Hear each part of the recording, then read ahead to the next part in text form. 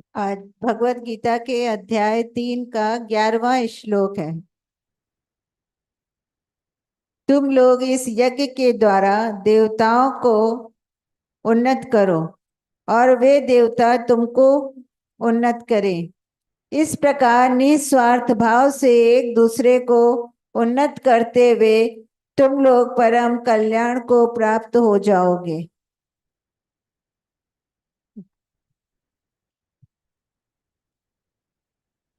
अभी प्रश्न था आपका, एकांतिक सुख। हम्म, आप एकांतिक सुख से क्या अर्थ समझते हैं? हम्म एकांतिक सुख का क्या अर्थ समझते हैं?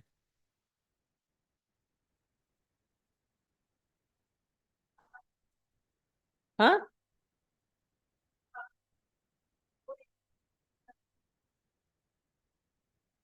कोई एक कहाँ है? जब तो फिर एक का अंत नहीं हुआ। कह रहे हैं दिमाग में एक है। एकांतिक मतलब ही है कि मैं का अभाव हो जाना। एक का अंत हो रहा है, सीख लिया, रोज सुन रहे हैं तो एक बात फीड हो गई, पर हमने इसको समझा नहीं। एक जो हम बने हुए हैं, इसका भी अंत हो जाए। ये जो अवस्था है, वो शून्य अवस्था बोला जाता है। गुरु नानक देव जी ने इसको शून्य में आ जाओ, शून्य समाधि बोला जाता है। पतंजलि ने लास्ट में समाधि में बोला।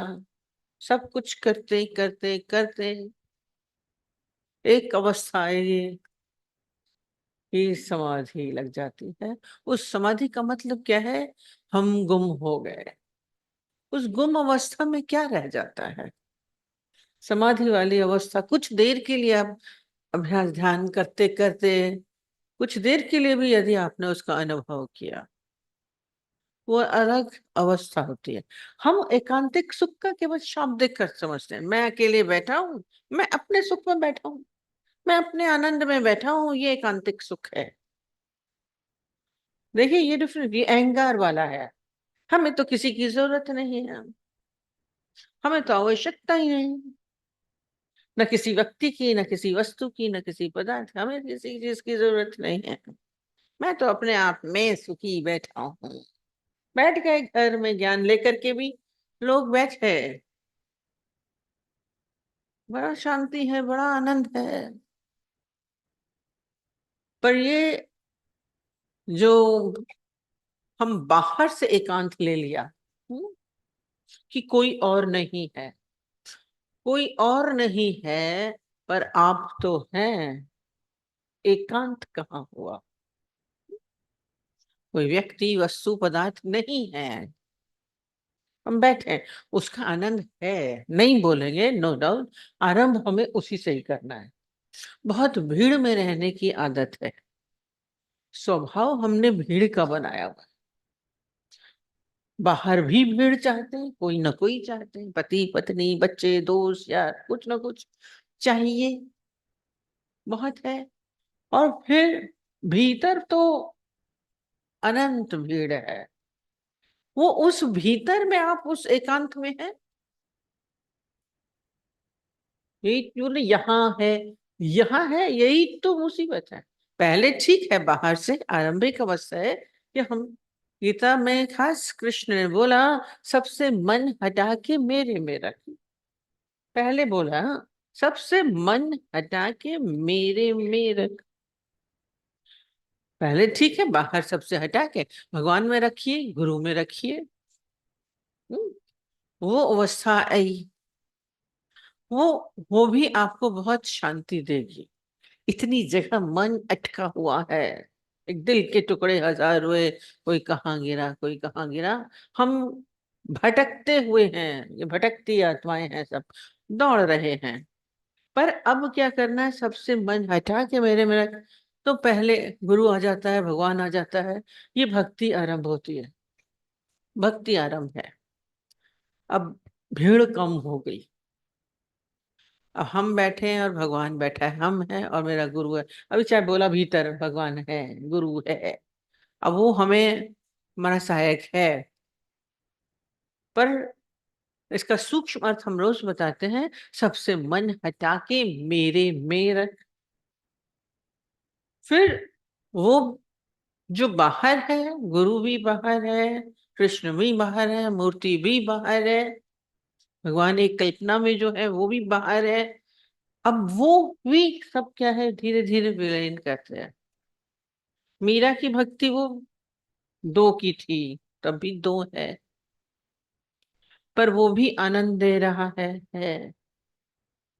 भक्ति में आनंद बहुत है, पर जब इस भक्ति की पराकाष्ठा हो जाती है, जब मतलब अंतिम स्थिति आती है, उसमें क्या होता है, हम खो गए। हम खो गए। राधा और कृष्ण थे, दो थे, पर एक अवस्था आई, राधा गुम हो गई।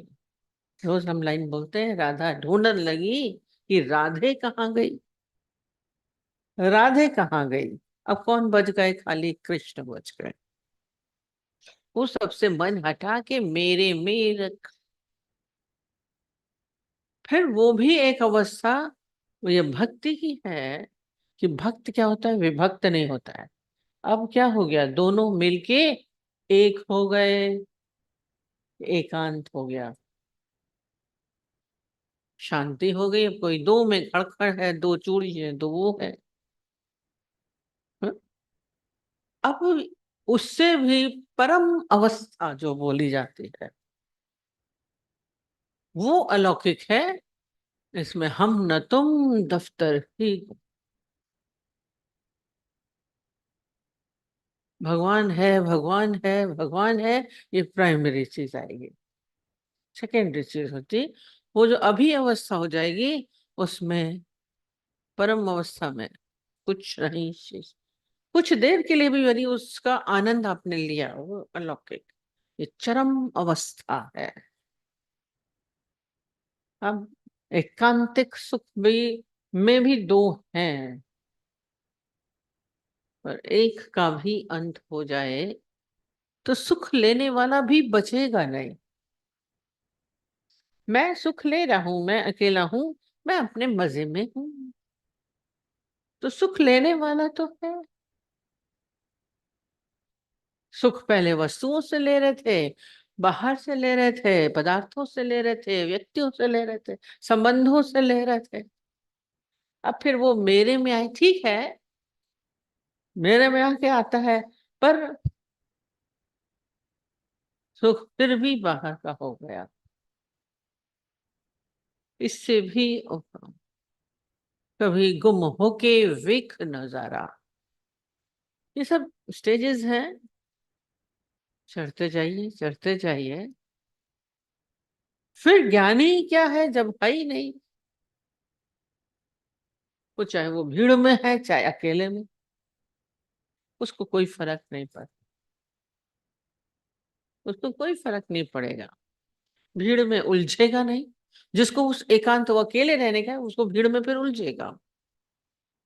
फिर में हो सकता है कि इरिटेशन हो, उसको क्रोध आए, कुछ भी हो सकता है, संभव हो सकता है।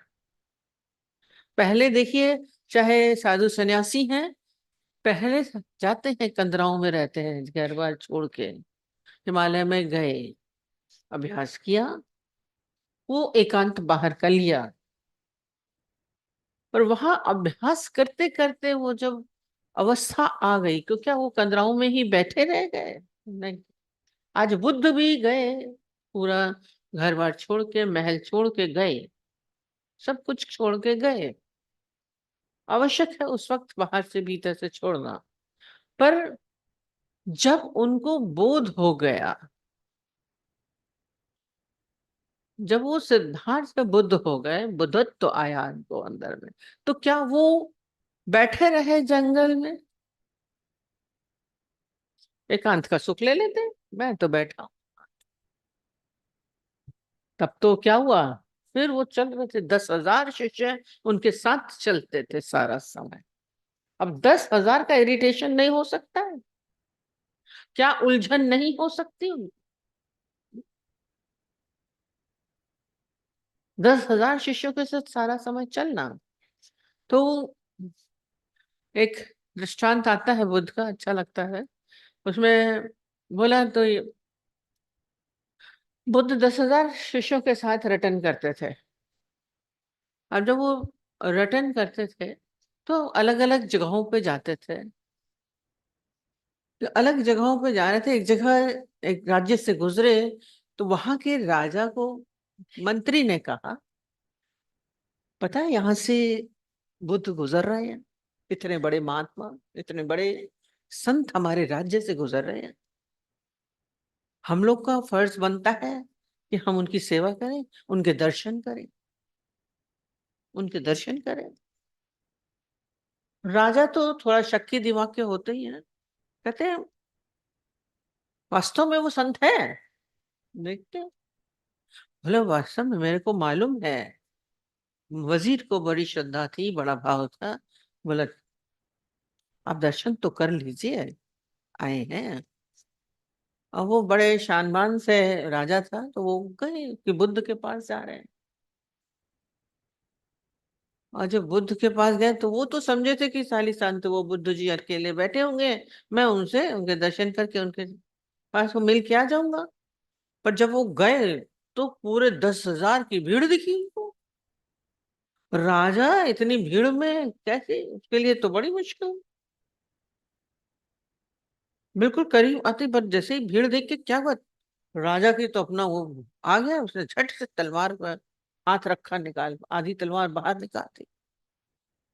मंत्री बोले ये आप क्या कर रहे हैं, ये आप क्या कर रहे हैं, ये आपको संत के पास आए हैं, तलवार का क्या काम?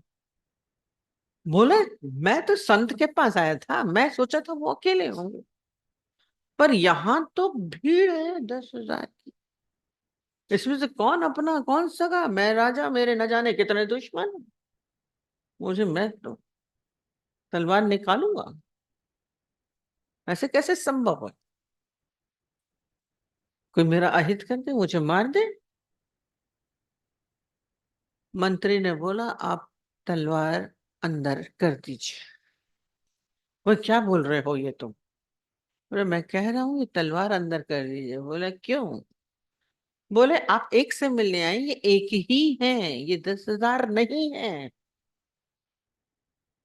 सब मिल करके क्या हो गए थे शिष्य उनके, बुद्ध से मिल करके एक हो चुके थे, अब अलग नहीं रहे थे, एक। बोले आप उन्हीं से ही मिलेंगे, आप एक से ही मिलेंगे, 10,000 को मत देखिए।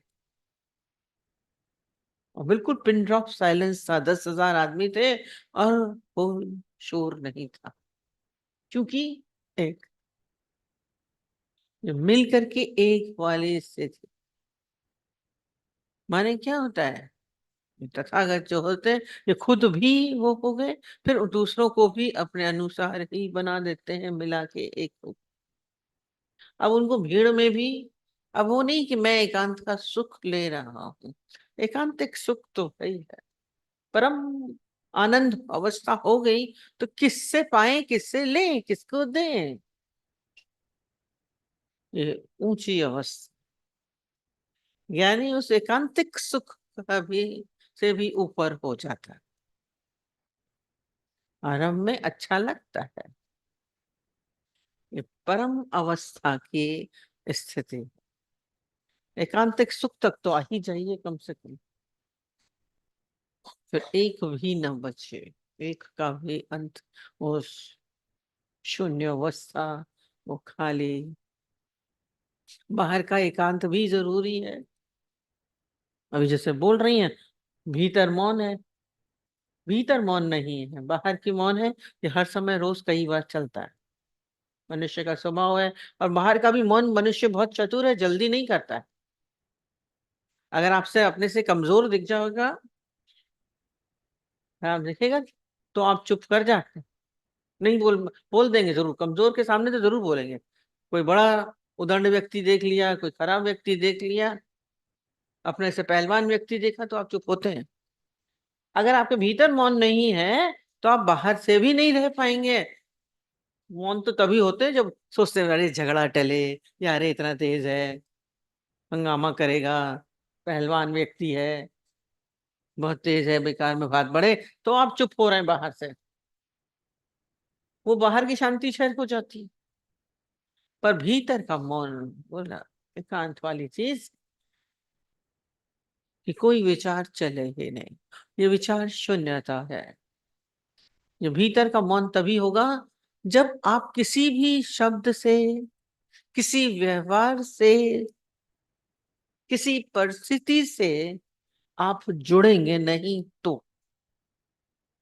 हम जुड़ जाते हैं, शब्दों से जुड़ गए तो अंदर विचार चलने लगा, उसने ये बोला, उसने ये बोला, ये होगा।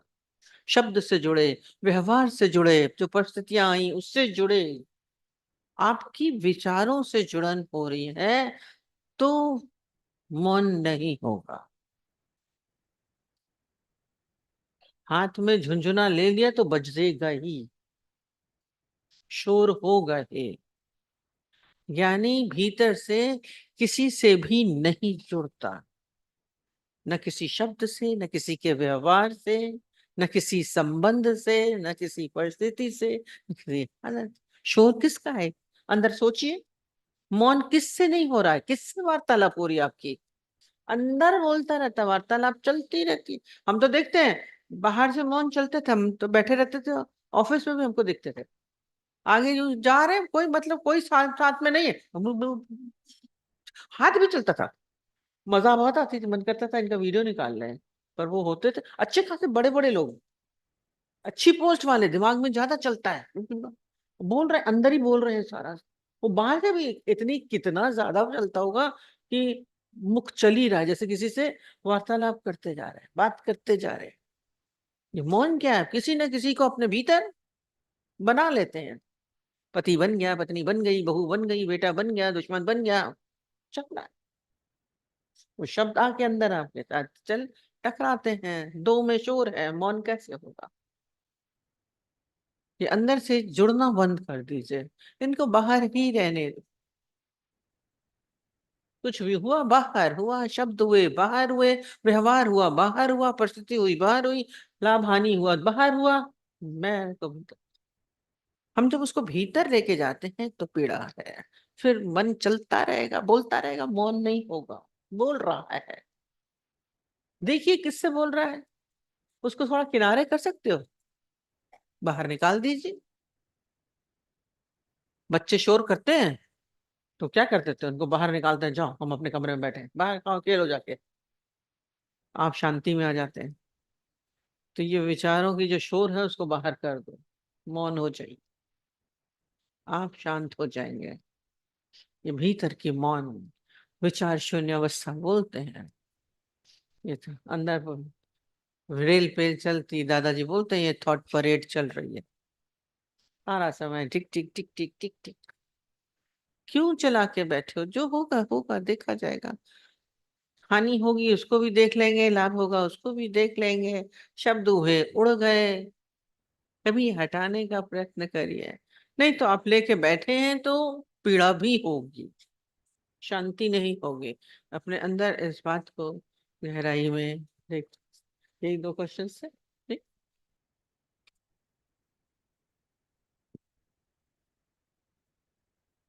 श्लोक पे आते हैं। बोल रहे तुम लोग इस यज्ञ के द्वारा देवताओं को उन्नत करो और वे देवता तुम लोगों को उन्नत करें। देवता बोल रहे हैं देवीय शक्तियां, जो अच्छी शक्तियां हैं संसार में, बहुत सारी शक्तियां हैं।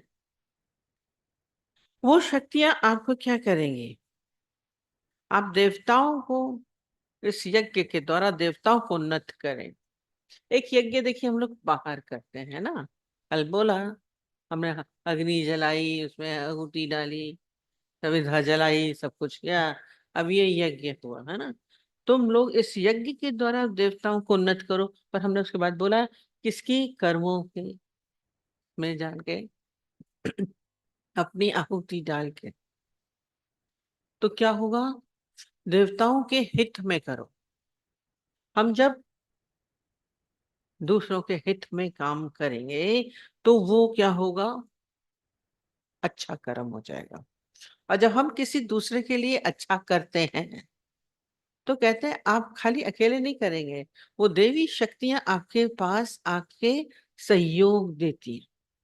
हमारे आसपास ये भीतर से है, जैसे प्रकृति पूरी है ना, तो ये इनके पर है कि अच्छी और बुरी सब शक्तियां घूम रही हैं, अलग रही हैं, यही है बुरा करेंगे तो असली शक्तियां आपके भीतर आ जाएंगी, अच्छा करेंगे तो अच्छी शक्तियां आपके भीतर आए। कोशिश हो हमसे हर समय अच्छा ही हो, मन वचन कर्म से कुछ भी खराब और गलत और दूसरों के अहित के लिए कर्म नहीं करें। पूरी प्रकृति के लिए भी, प्रकृति से यदि आप बुरा करेंगे वो शक्तियां बुरी रूप में आपके पास आएंगी। आज हम देखते हैं फैक्ट्रियों से धुआं फेंक रहे हैं, ये प्रकृति को खराब कर रहे हैं, है ना? आप गलत कर रहे हैं, वो क्या करेगा, उसका धुआं आपके फेफड़े में जा रहा है। आजकल बीमारियां हो रही हैं सांस की और उसकी। पानी को गंदा कर रहे हैं तो जल दूषित हो रहा है, बीमारियां आ रही हैं। आपने वायु को खराब किया, ये सब देवता बोले जाते हैं ना, कल बताया था। सूर्य भी देवता है, जल भी देवता है। हम लोग देवता करके, हमारे हिंदुओं में क्या किया जाता है, पूजे जाते हैं। सूरज देवता को जल भी दे रहे हैं, प्रणाम भी करते हैं। जैसे ही सूरज गया प्रणाम किया, और ये क्या करेंगे, आपने उनको दिया, मान दिया, सम्मान दिया। अब वो क्या करेंगे, वो किरणें आपके भीतर आएंगी तो आपके अंदर शक्ति आएंगी। पर हमने क्या किया, सूरज देवता है बहुत अच्छे, आप उनको उन्नत करिए, अच्छा करिए तो उनके वो आपके लिए अच्छा करेंगे। प्रकृति पूरी है, पर हमने क्या किया, उसको इतना धुआं, इतनी गंदगी पूरी पूरे ब्रह्मांड में फैला दी। अब वो क्या, ओजोन लेयर हो गई। अब वो शक्ति हमारे पास नहीं आ रही है, हमने खराब किया। खराब करेंगे तो खराब हमारे पास आएगा, अच्छा करेंगे तो हमारे पास अच्छा आएगा। देवता प्रसन्न करेंगे। बाहर से भी किसी भी व्यक्ति के लिए यदि आपने अच्छा किया तो रिटर्न अच्छा आएगा आपके पास, वो देवता स्वरूप आ जाएंगे आपके पास। और यदि खराब किया, मन से भी वचन से भी किसी के लिए खराब किया, वो पलट के आपके पास आएगा। ये प्रकृति का नियम, कल बोला गिव एंड टेक चलता है। वो कब आएगा मालूम नहीं, अब बोला उसकी तलवार में आवाज नहीं होती। और प्रैक्टिकल बहुत देखते हैं, जिसने गलत किया उसकी जिंदगी में गलत ही होता है, और जो अच्छा कर रहा है, अच्छे भाव से कर रहा है, उसकी जिंदगी में अच्छा ही होता है। ये इसके लिए कह रहे हैं सारी सृष्टि पूरी कैसी है, आपके लिए। और जब अच्छा है, पूरे देवता आपके साथ हो गए। देवता मैंने जो अच्छे गुण, ईश्वरीय गुण आप में आ गए, सारे अपने आप आ जाते हैं। ये भाव हमारे अंदर अच्छा है। कोई भी काम हम सकाम न करें केवल अपने लिए, अपना खाएं, अपना सोएं, अपना बैठें, अपना हित देख के। हर व्यक्ति अपने सुख के लिए जी रहा है, इसीलिए बार बार इसमें बोलते हैं निष्कामी बनो, दूसरों के हित में सोचें। और दूसरों के हित में सोचेंगे तो कभी भी खराब नहीं होगा, कभी भी गलत नहीं होगा। किसी ने फिर क्वेश्चन पूछा, हम तो अच्छा करते हैं, भला करते हैं, तब भी लोग बुरा करते हैं हमारे साथ, ये अक्सर ही प्रश्न उठता है। हाँ, बड़ा असर है। हाँ, बोले वो तो कर रहे हैं, अभी बोला ना, अच्छा करेंगे तो देवता आपके साथ हो जाएंगे, बुरा करेंगे तो असुरी उनके पीछे लग जाएंगे। बोले आप क्यों बुरा करें, वो कह रहे हैं वो कर रहे हैं, तो कह रहे हैं कि आप के साथ जो बुरा करेगा, आप अच्छा कर रहे हैं, अगर कोई दूसरा बुरा कर रहा है तो दूसरों की क्या होगी, आपके साथ सहानुभूति हो जाएगी, सब आपके सहयोगी हो जाएंगे। पूरी दुनिया में करके देखिएगा, प्रैक्टिकल देखा है, सब आपके लिए खड़े हो जाएंगे। ये ईश्वर हमारे चारों तरफ कई रूपों में हमारे सामने आता है। कर भला तो हो भला, कर बुरा तो हो बुरा। कभी भी किसी के लिए अहित करने की प्रयत्न मत करें, आप सुखी नहीं रह पाएंगे। ये प्रकृति, बोला ना गिव एंड टेक, कल बोला। चल रहा है, माँ बच्चे को पालती, बच्चा माँ को देखते हैं, ये सहज होता है। हमारा भीतर वाला एक दूसरे के ऊपर सब आधारित है। तो जब हम आधारित हैं तो हम खराब क्यों हैं? अब देखें, श्रोता वक्ता नहीं होगा तो श्रोता नहीं होगा, श्रोता नहीं होगा तो वक्ता नहीं। कोई बोलता है, दूसरा सुनता है, दूसरा सुनता है तो दूसरा बोलता है। दूसरों पे आधारित सारी प्रकृति, हर चीज एक दूसरे पे आधारित है।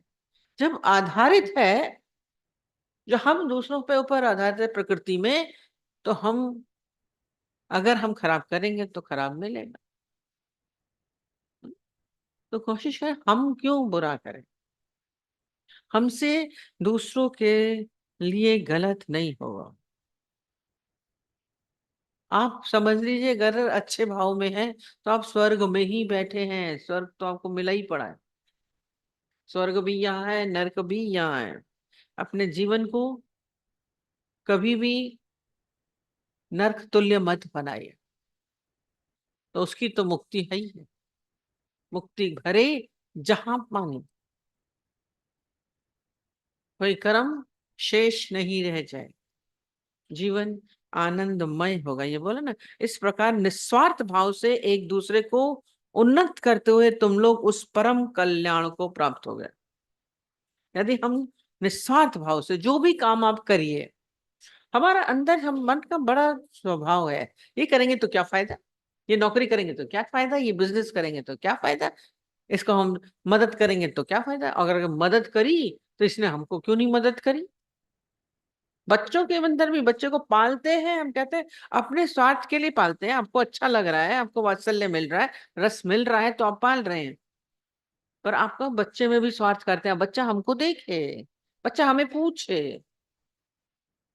यहाँ बोल रहे हैं किसी से भी कोई स्वार्थ मत रखिए, कोई मतलब नहीं, अपनी मर्जी। आपने जो लिया तो ठीक है, आपने अपना उस समय पाला तो आपने क्या हुआ, मजा ले लिया, आनंद है। तो हम क्यों एक दूसरे से एक्सपेक्ट करते हैं कि वो भी हमें देखें।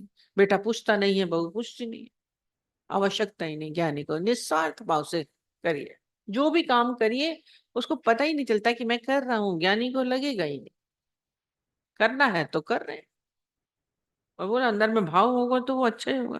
तो दूसरों के हित में करते हुए करेंगे, अपना कर्तव्य का पालन करते हुए, कल भी बोला था, अगर कर रहे हैं तो वो क्या होगा, आपके कल्याणकारी होगा। जो ये इसलिए बोल रहे हैं क्योंकि अर्जुन भाग रहे हैं, अपने युद्ध से भागने का प्रयत्न कर रहे हैं कि मैं युद्ध नहीं करूंगा। तो ये बोला तुम्हारा क्षत्रिय का तो धर्म ही है युद्ध करना। वैसे युद्ध करना खराब है, पर क्षत्रिय का धर्म है युद्ध करना। बोला यदि तुम युद्ध करोगे तो तुम्हारा कल्याण होगा, स्वर्ग की प्राप्ति होगी। तो बोला ऐसे कल्याण होगा तो कल्याण की प्राप्त हो जाओगे। अगर अन्य कर्तव्य कर्म करें, हर एक का अपना अपना कर्तव्य कर्म है, दूसरों के लाभ देके करें, क्योंकि एक मनुष्य योनि में ही आप अच्छे कर्म कर सकते। कर्म करने को स्वतंत्र है मनुष्य योनि में। बाकी सब योनियां बोलते 84 बाकी भोग योनियां, उनको तो करना ही है। और मनुष्य के लिए क्या है, अच्छा है कि हर एक प्राणी के लिए हम कुछ अच्छा कर जाए। पेड़ पौधों के लिए भी कहते हैं अच्छा करो, पानी दे दो, जीवों को जो सामने आए उसको खिला दो, उनकी सेवा कर दो। बुद्ध के सामने एक पक्षी गिरा आके तो उसको संभाला। तो ये बाहर की चीजें भी ये थोड़ा थोड़ा बताते हैं कि हम दूसरों के हित में, दूसरे जीवों के हित में अपना जीवन दें, तो आपका कल्याण होगा। यही आपका कर्तव्य है कि दूसरों के हित में हम जाएं। आपको प्रसन्नता होगी, आपको आनंद मिलेगा। ठीक है।